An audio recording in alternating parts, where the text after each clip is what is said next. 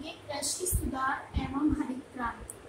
कृषि सुधार में हम पढ़ेंगे प्रस्तावना। जैसा कि नाम से ही स्पष्ट है कि कृषि क्षेत्र में सुधार। स्वतंत्रता के पश्चात भूमि सुधार कृषि की सबसे बड़ी आवश्यकता थी। इसके अंतर्गत भू संरचना में सुधार आवश्यक थे। भू संरचना के अंतर्गत भू राजस्व प्रणाली, भू स्वामित्व, भू संबंध एवं उत्पादन के संबंध प्रमुख होते थे। कृषि क्षेत्र को प्रभावित करने वाले दो प्रमुख कारक थे। इनमें प्रथम संस्थागत कारक जो भू संरचना से संबंधित होता था तथा द्वितीय कारक कृषि तकनीक से जुड़ा हुआ था। स्वतंत्रता के पूर्व अधिकांश कृषि भूमि पर जमींदारों, तालुकदारों, सामंतों, जागीरदारों एवं देसी रजवाड़ों का नियंत्रण था। किसानों को भू स्वामित्व प्राप्त नहीं था तथा उनकी स्थिति मालिकों की दया पर निर्भर एवं किराएदार अथवा बटाईदार जैसी थी। केवल रैयतवाड़ी क्षेत्रों में किसानों को भू स्वामित्व कुछ सीमा तक प्राप्त था। रैयतवाड़ी व्यवस्था जो थी मुख्यतः बम्बई और मद्रास प्रांतों में की गई थी। मैं यहाँ बताना चाहूंगी कि रैयतवाड़ी व्यवस्था पे एक प्रश्न बनता है कि रैयतवाड़ी व्यवस्था कहाँ लागू की गई। तो रैयतवाड़ी व्यवस्था बम्बई और मद्रास प्रांतों में लागू की गई थी। इसके अंतर्गत सरकार और किसान के मध्य कोई बिचौलिया नहीं था। किसानों को भूमि के संपूर्ण अधिकार प्राप्त थे। ये एक आदर्श व्यवस्था थी, परंतु इसका एक दोष ये था कि इसमें बार बार भू राजस्व की दरों में वृद्धि के कारण राजस्व का भार किसानों की गंभीर ऋणग्रस्तता के कारण बन गया था। कृषि सुधार अथवा भूमि सुधार की एक ही बात है। इसके अंतर्गत भूधारण की संरचना आती है। कृषि भूमि की संस्थागत संरचना के पीछे सामाजिक न्याय के साथ साथ प्रमुख उद्देश्य कृषि उत्पादन में वृद्धि था। स्वतंत्र भारत की औद्योगिक व कृषि आवश्यकताओं की पूर्ति पुराने कृषि संबंधों कृषि उत्पादन के स्वरूप में संभव नहीं थी। अतः कृषि विकास को ध्यान में रखते हुए कृषि के नए तरीके अपनाए गए। नई कृषि तकनीकी यथा उन्नत बीज, रासायनिक खाद, सिंचाई साधनों में वृद्धि, खेती में मशीन का उपयोग इत्यादि के माध्यम से कृषि उत्पादन के मात्रात्मक और गुणात्मक स्वरूप में वृद्धि के प्रयास किए गए। बढ़ती जनसंख्या की उदर पूर्ति का संकट स्वतंत्र भारत के समक्ष मुंह फाड़े खड़ा था। खाद्यान्नों का उत्पादन जनसंख्या वृद्धि के अनुपात में संतुलित नहीं था। अतः कृषि उत्पादन में वृद्धि हेतु अनेक प्रयास किए गए। 1950 में पंचवर्षीय योजना आरंभ हुई थी। 1950 में जिनके अंतर्गत कृषि उत्थान की नीतियां बनी है, उस सीमा तक उनको क्रियान्वित किया गया।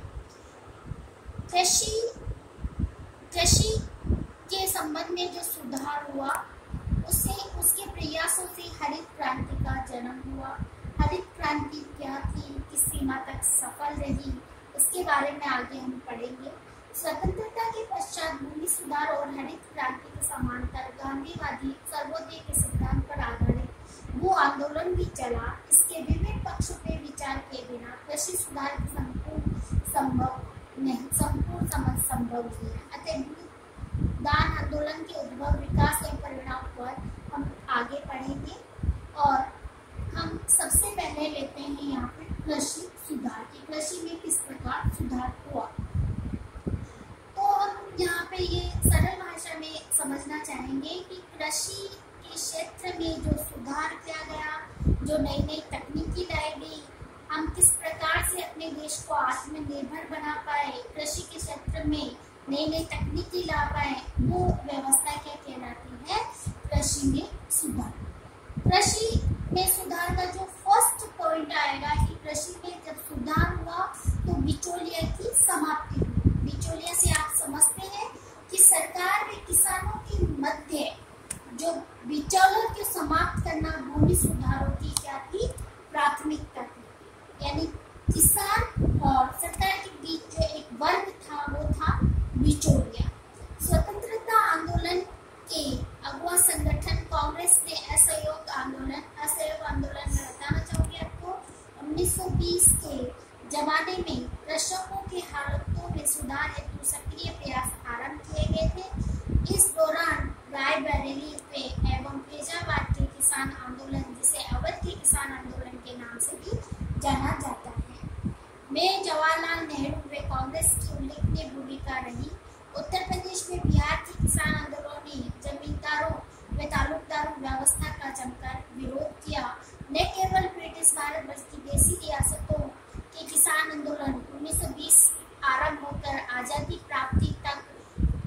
एवं कुछ 1950 तक जारी रहे।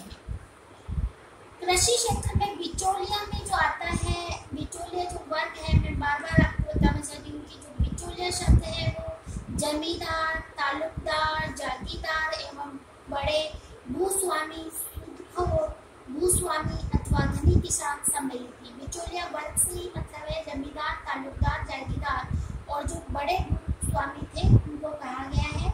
इनके उम्मल के बिना किसान कृषि क्षेत्र के सुधार की कल्पना नहीं की जा सकती। 1949 में गोविंद वल्लभ पंत की अध्यक्षता में जागीरदारी व जमींदारी उन्मूलन समिति गठित की गई। इन्होंने मुख्यतः राजस्थान, मध्य प्रदेश, उत्तर प्रदेश, बिहार, मद्रास, असम और बम्बई इत्यादि प्रांतों में व्याप्त बिचौलिया वर्ग के उन्मूलन की अनुशंसा की।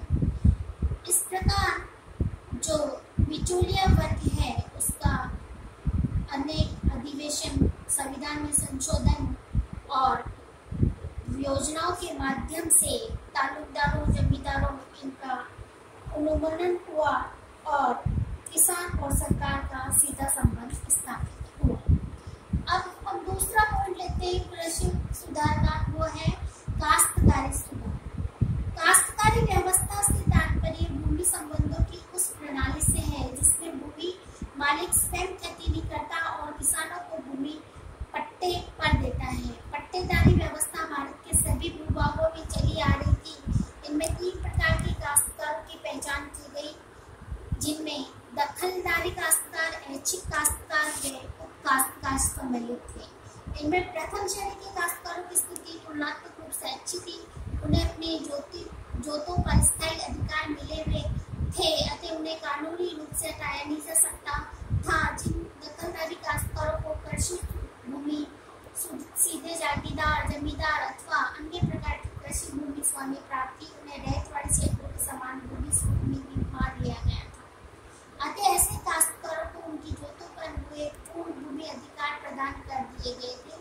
इनके भूस्वामियों को मुआवजा भी दिया गया था।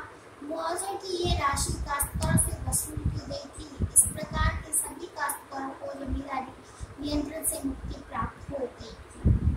अतः जो काश्तकारी जो व्यवस्था है उसका स्वतंत्रता के पश्चात काश्तकारी सुधार के प्रयास बहुत हुए, क्योंकि इनकी सफलताएं जो थी वो सीमित हो रही थी। भूमि स्वामी और कुलकों का प्रभुत्व केवल ग्रामीण व्यवस्था तक सीमित नहीं।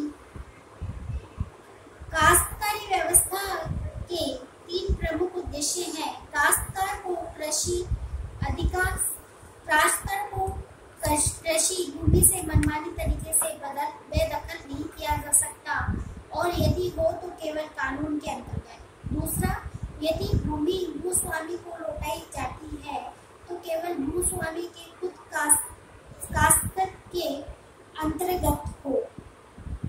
तीसरा, भूस्वामी को भूमि लौटाने की स्थिति में काश्तकार के पास कुछ भूमि छोड़ना आवश्यक होगा। भूस्वामी को खुद काश्त के लिए भूमि वापस लेने का अधिकार देने से काश्तकारों की स्थिति काफी खराब हुई और यह व्यवस्था जो थी वो कुछ समय के लिए असफल भी हुई।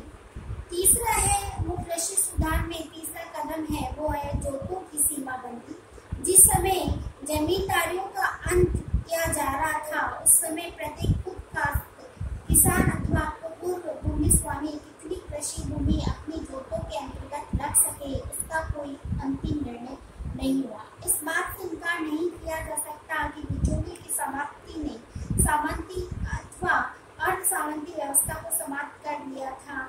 ऐसा एक साथ होना संभव नहीं था कि सामंतों को कृषि और ग्रामीण व्यवस्था से पूर्णतः निकाल कर फेंक दिया जाए। जमींदारी उन्मूलन ने सामंतवाद को पतनोन्मुख बना दिया। पुनः सामंतवाद के अस्तित्वमान होने की कोई संभावना नहीं थी। आजादी के प्रथम 6 वर्षों के दौरान जोतों की सीमाबंदी का प्रश्न अलमारियों में बंद रहा। 1953 में पुनः ये मुद्दा सरकार और जनता के बीच विचारक उठा। ऐसा महसूस किया गया कि कृषि सुधारों को तभी सफलता मिल सकती है जब प्रत्येक कृषि कार्य करने वाले के अधिकार में रहने वाली जमीन की अधिकतम सीमा लागू कर दी जाए। प्रथम व द्वितीय पंचवर्षीय योजना में इस मुद्दे पर बार बार विचार तो किया गया, किंतु किसी अंतिम नतीजे पर नहीं पहुंचा गया। अतः कृषि भूमि हदबंदी कानून बनने के पश्चात इनको क्रियान्वित करते समय यह स्पष्ट हो गया कि इनमें लघु और मध्यम जोत प्रभावित नहीं होगी, क्योंकि इन कानूनों के अंतर्गत सिंचित भूमि की सीमा प्रति किसान 15-30 एकड़ तथा असिंचित भूमि 80 से 100 एकड़ रखी गई थी। अतः यहाँ पर जो कृषि में सुधार है उसमें पहला था कि कृषि में बिचौलियों की जो समाप्ति की जाए, दूसरा था काश्तकारी सुधार किया जाए, तीसरा था जोतों की जो सीमाबंदी है वो लागू की जाए, और चौथा है कि चकबंदी। ये चकबंदी क्या है, इन चकबंदी किसे कहते हैं, ये जानना अति आवश्यक है कि भूमि सुधार की दिशा में जोतों की चकबंदी एक महत्वपूर्ण कार्य था। जोतों की चकबंदी को समझने से पूर्व हमें ये जानना होगा कि किसानों को भूमि स्वामित्व के अधिकार तो मिल गए, किंतु इसी के साथ भूमि को छोटे छोटे टुकड़ों में बांटने की प्रक्रिया आरंभ हो गई। जोतों के उपविभाजन और विखंडन के कारण कृषि सुधार में लाभ के स्थान पर हानि की संभावना पैदा होने लगी। इस विखंडन से अनार्थिक जोतों का निर्माण होने लगा। इससे भूमिधारक को विशेष लाभ नहीं रह जाता। एवं सामान्य रूप से देखा जाए तो कृषि उत्पादन में गिरावट आती है। अतः जोतों के विखंडन के कारण क्यों हुए, इसको जानना आवश्यक है। जोतों के विखंडन के कारण जो थे वो था एक तो निजी संपत्ति का अधिकार, उत्तराधिकार के कानून, भूमि पर जनसंख्या के बार में वृद्धि होना, संयुक्त परिवार प्रथा विघटन होना, महाजन और सूदकारों की भूमिका थी, बटाई प्रथा थी। अतः इन कारणों से ये हुआ कि जिस जमीन पर इकट्ठी खेती की जाती थी अब वो विखंडित होने लगी। इससे विशेष कोई लाभ नहीं हुआ और चकबंदी जो व्यवस्था थी उससे उत्पन्न समस्याओं के समाधान हेतु चकबंदी का विचार उत्पन्न हुआ। सबसे बड़ा प्रश्न ये था कि भूमि के छोटे छोटे टुकड़ों पर बढ़ जाने से जोत अनार्थिक हो जाएगी, उन्हें किस प्रकार आर्थिक दृष्टि से उपयोगी बनाया जाए। चकबंदी मुख्यतः दो तरीके से अपनाए गए। प्रथम जो था वो एक ही किसान की भूमि दूर दूर पृथक टुकड़ों में बटी हुई हो और उसे उतनी ही भूमि एक स्थान पर दे दी जाए। दूसरा, कुछ लघु जोत धारकों की विभिन्न दिशाओं में फैले हुए जमीन के टुकड़ों को सामूहिक रूप से एक स्थान पर चक के रूप में दे दिया जाए। वे मिलकर खेती करें और अपना हिस्सा बिजली के आकार के अनुसार बांट लें। द्वितीय प्रकार चकबंदी के साथ साथ सहकारी खेती के अंदर अपनाया जाए तो अधिक लाभदायक होगा। चकबंदी कार्य की प्रगति धीमी होने में अनेक कारण थे। एक और तो चकबंदी को ऐच्छिक बना दिया गया। कई कुछ राज्यों में चकबंदी कानून अस्तित्व में नहीं था। भारतीय किसान प्रत्येक भूमि से अधिक लगाव रखता था, उसे वे छोड़कर अन्यत्र भूमि लेने के लिए आसानी से तैयार नहीं था। तीसरा, पूर्व में प्राप्त भूमि की किस्म और गुणवत्ता अच्छी होती है तो भूमिधारक को यह आशंका होती है कि बदले में उसे अच्छी भूमि नहीं मिल सकेगी। चकबंदी अधिकारियों और कर्मचारियों में व्याप्त भ्रष्टाचार इस प्रगति में बाधक होता था। चकबंदी के अधिकारियों और कर्मचारियों को प्राप्त तकनीक ज्ञान के अभाव में भी इस मार्ग में बाधक थी। अतः इस क्षेत्र में बहुत कार्य शेष थे। भारतीय कृषि के लिए चकबंदी कानून और तरीकों में परिवर्तन किया जाए जिससे भारतीय कृषि में अत्यधिक उपयोगी हो सके और किसानों को प्रत्यक्ष और राष्ट्रीय अर्थव्यवस्था को अप्रत्यक्ष रूप से लाभ हो। अब जो है कि कृषि क्षेत्र में हमने इस प्रकार से सुधार किए। अब भूमि सुधारों के परिणाम भी महत्वपूर्ण आए कि एक बिचौलियापन की समाप्ति हो गई, सामंतवाद की समाप्ति हो गई, किसानों को भूमि के अधिकारों की प्राप्ति हो गई, प्रजातांत्रिक मूल्यों का विकास हो गया, खेतिहर वर्ग की प्रगति हो गई, कृषि विकास का मार्ग प्रशस्त हो गया। दूसरा जो हम आते हैं इस टॉपिक पे कि हरित क्रांति। मैंने यहाँ पे लिखा है हरित क्रांति। में या क्रांति की प्रगति में। पहला जो शब्द अपन ने यहाँ लिया था कृषि, कृषि में सुधार। तो आपने पढ़ा कि कृषि में सुधार स्वतंत्रता प्राप्ति के बाद कैसे हुआ, इसकी प्रस्तावना में क्या लिया गया, या कृषि में सुधार किया गया किस प्रकार था। तो मैं इसके लिए आपको यहाँ पे ये बता दूं कि अगर आपको इस तरीके से इसको याद करना है कि हम कृषि में जो सुधार किया गया है उस व्यवस्था को हम यहाँ पर ऐसे बांट दें कि पहला हम इस कृषि को यहाँ पे एक सर्किल से भी देख सकते हैं, छोटा सा सर्किल के माध्यम से मैं ये समझाती हूँ आपको कि पहला जो है कृषि में सुधार को बिचौलिया वर्ग की समाप्ति हुई।